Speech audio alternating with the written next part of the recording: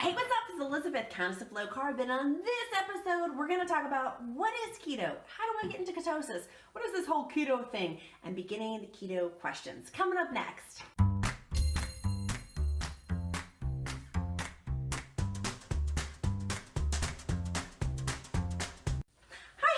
It's Elizabeth, proud Countess of Low Carb, and on this episode for beginners, we're going to talk about what is keto, how do I get into ketosis, tell me all of the beginning parts of keto. So the first thing is, what is the keto diet? Well, the keto diet is high fat, moderate protein, low carbohydrates. It's kind of like Atkins diet circa 1999, but more so it's different than Atkins because it's kicking you into ketosis. And a great book to read for even more answers to your questions is Keto Clarity. I'm gonna put the link in the description below. Awesome book that will go way more in depth than what I'm talking about now. I highly recommend it. But I started my keto journey. I've lost 50 pounds. I'm losing this year another 50 pounds. I'm doing round 2 to lose another 50 pounds through the keto diet. I'm a mom to a 2-year-old. I'm a wife. Those are my most important titles. But my other titles is I'm a serial entrepreneur, pre-production for a TV show, and have lots of business things going on. So I'm busy just like you are, and I don't allow that to be my excuse to not take care of my body anymore. So I'm super stoked because I started the keto diet. I did some research on it. I was way into the Atkins diet because I had lost a lot of weight back in the 90s through it.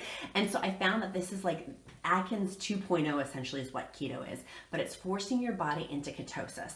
And through my quest, I was looking for people who were obese like I was, but could lose weight without starving themselves. I was a Weight Watchers flunky and in college could maintain using Weight Watchers, but as I got older into my 20s and 30s, could not get Weight Watchers and felt horribly about myself that I couldn't figure this Weight Watchers thing out, but stumbled across this high fat, moderate protein, low carbohydrate diet called keto, where it's kicking your body into ketosis.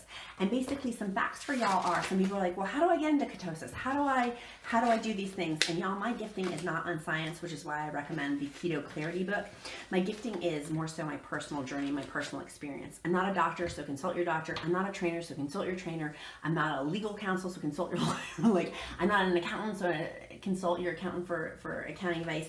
But what I am is a woman who has lost a good chunk of weight and is continuing to lose weight. So through ketosis, it takes 2 to 3 days to get into ketosis. It takes a good 3 days to 2 weeks to go through carb withdrawal, and then it takes another 6 to 8 weeks to get fat adapted. So when someone's like, oh, well, I'm going along, I'm eating my keto food, which is high fat, moderate protein, low carb, I go through and I eat 3 cookies, am I kicked out of ketosis? Probably. And it's going to take that time sequence to get back what you had.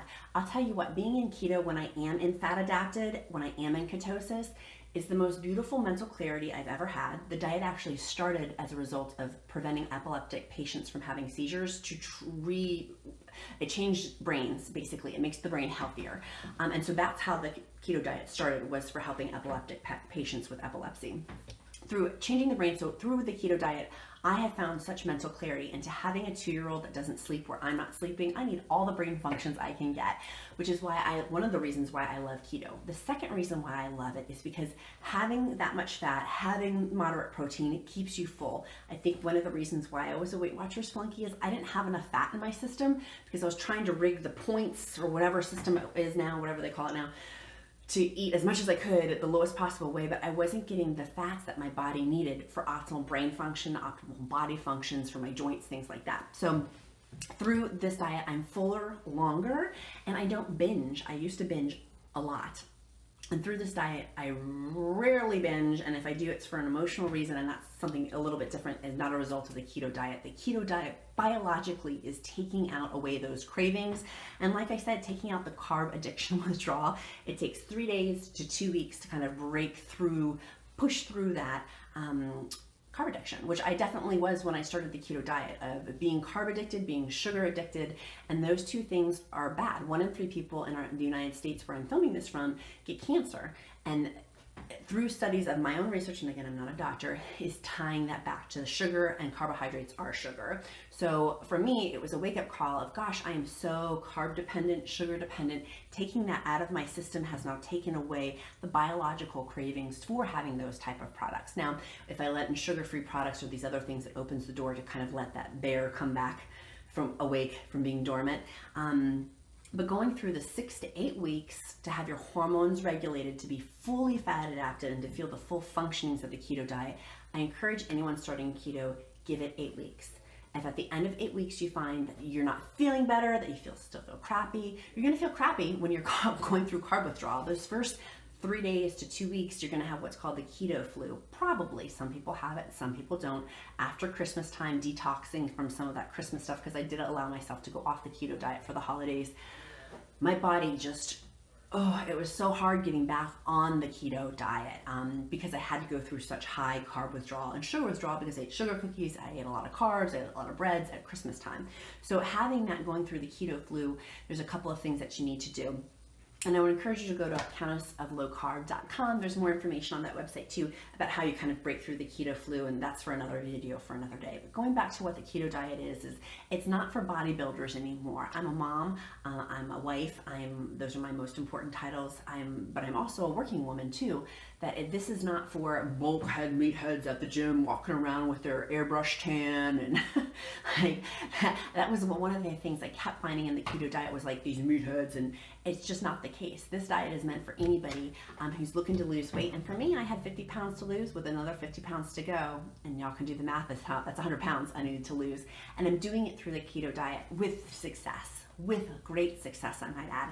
This diet, I call it a diet, but it's really a way of eating, WOE. You'll see that in chats. A way of eating, a way of life, WOL, is a new way of living, because it's easy. Once you get into the cadence of knowing what to eat, how to eat, and doing your macros, I would encourage you to go to FitnessPal. It's free, which is why I recommend FitnessPal.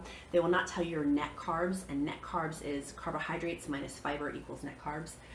You want to have 20 net carbs. It's suggested to have 20 net carbs. Some people go up to 50 net carbs, but I would not suggest going that high. That's just my experience. The 20 net carbs is where your optimal fat is. And this is where in ketosis, you're burning optimal fat. Burn. Your body's burning optimal fat. To become fat adapted, it's burning the fat better than you would not being in ketosis, like 4 times faster. Through not being in ketosis. So 20 net carbs, and through your macros, that would be like how much fat you should have, how much protein you should have, how many carbohydrates. And you can Google that, because every body is different and every body is different. And so if I told you, it was not going to make sense. Google how much you should have for your weight, your height, your age, all that good stuff. Excuse me. And then figure out, for me now, I don't need to use the FitnessPal. It's just off memory of like, okay, I need to have this with this. And it's usually a meat, some sort of fat, oil, something like that, and then a vegetable. Those 3 things, which is simple. I can count to 3, y'all.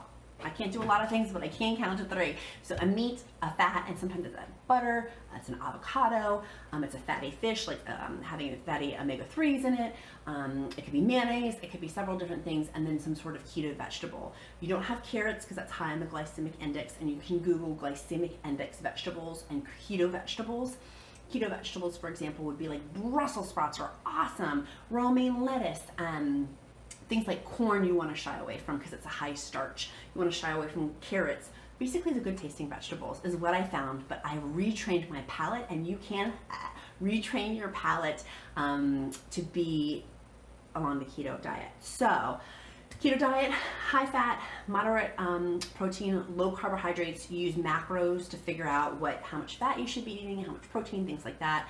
In Mom's Keto Kitchen community, we do meal plans for people, and I'll put that in the links below, so you don't have to figure out like, oh, how should I do this? Eventually you get to the point of where you're just looking at net carbs and fat as your macros. Typically, some people out there may disagree, but typically that's what you really want to focus into, because people tend to not eat enough fat. They eat way more protein than they need to and not enough fat. So that's the big thing. That's the good thing. This is not the 1990s anymore with low fat. This is the millennium. You eat fat.